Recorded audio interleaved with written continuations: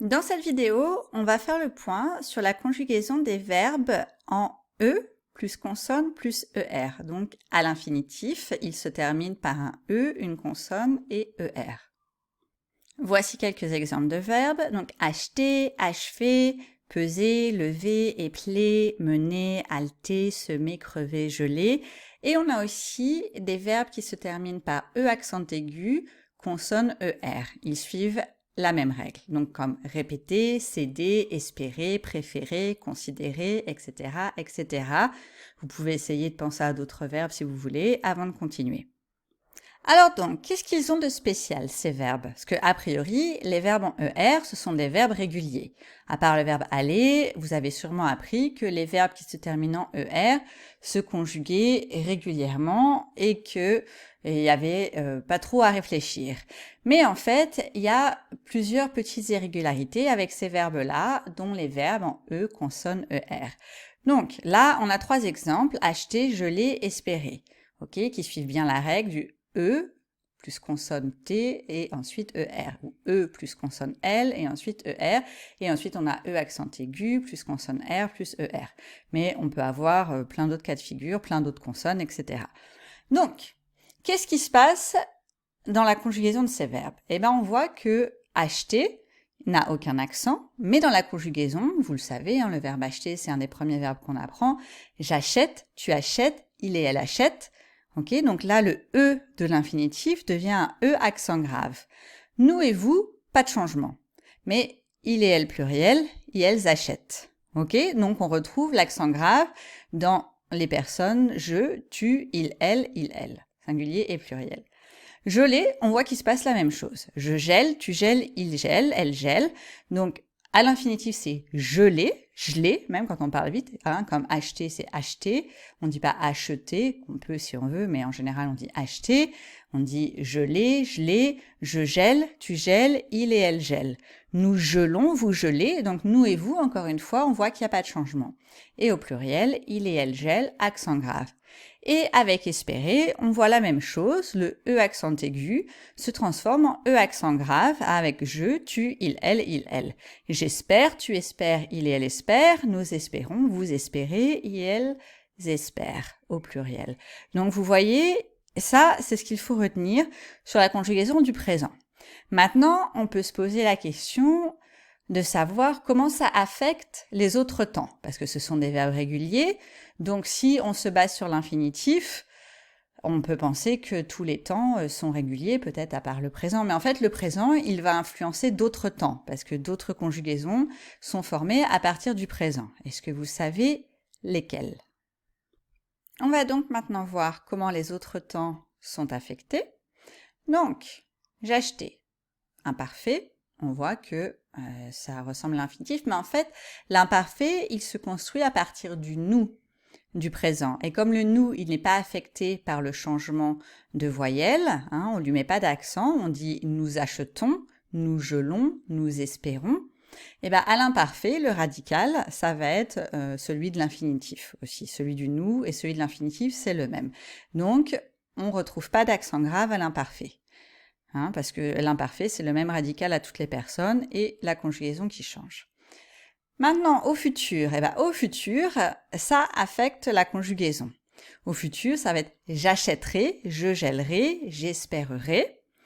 Et à nous aussi, on va avoir l'accent qui sera là. Nous achèterons, nous gèlerons, nous espérerons. Parce que le futur, pareil, c'est le même radical à toutes les personnes. Donc, il n'y a pas de changement à nous et à vous. Donc, je avec un accent grave, toutes les personnes avec un accent grave, J'achèterai, tu achèteras, il et elle achètera, nous achèterons, vous achèterez, il et elles achèteront, Et le conditionnel a toujours le même radical que le futur, donc c'est la même chose, le conditionnel est affecté de la même façon. On retrouve l'accent grave dans toutes les personnes du conditionnel à tous les verbes qui se conjuguent qu'on conjugue au conditionnel.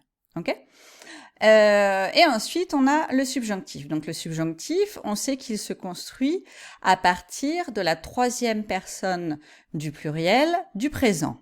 Donc, au présent, c'est ils achètent, elles achètent, il et elles gèlent, ils et elles espèrent. Donc, le radical, ça va être avec un accent grave.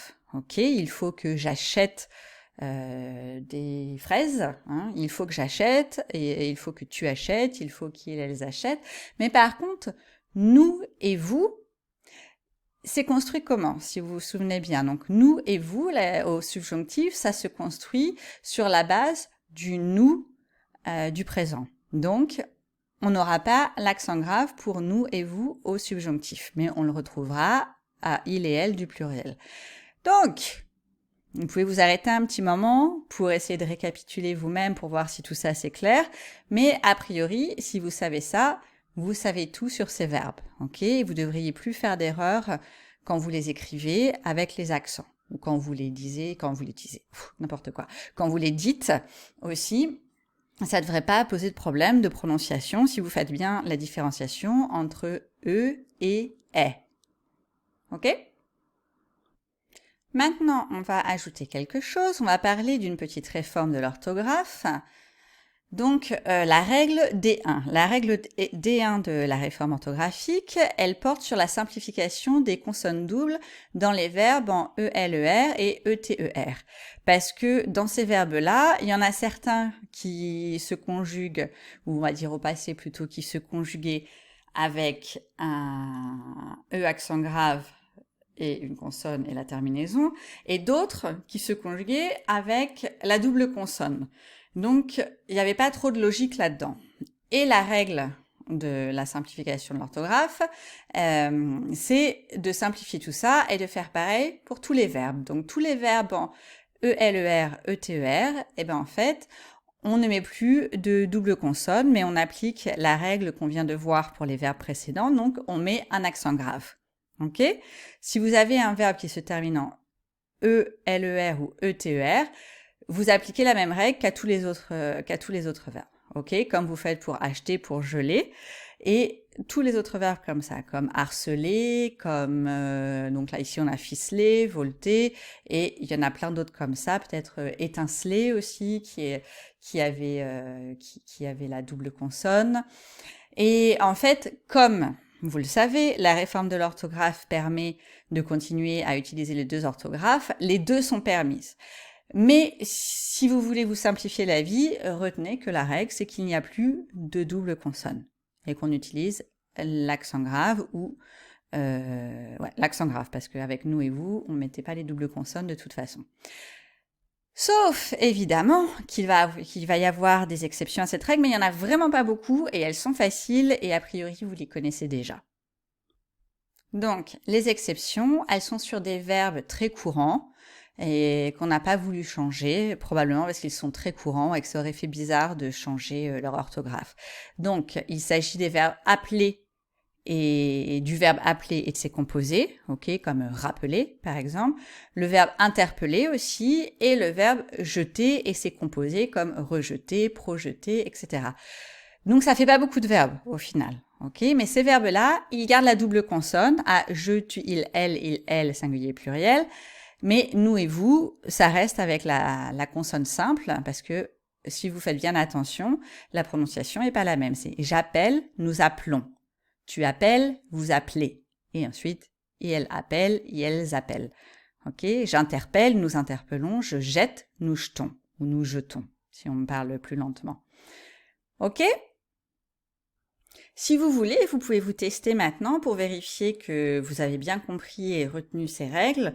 Par exemple, vous pouvez essayer de conjuguer au présent le verbe grommeler, le verbe crocheter, le verbe libérer, le verbe révéler, et ensuite écrire peut-être la première personne du singulier et du pluriel à l'imparfait, au futur, au conditionnel, au subjonctif.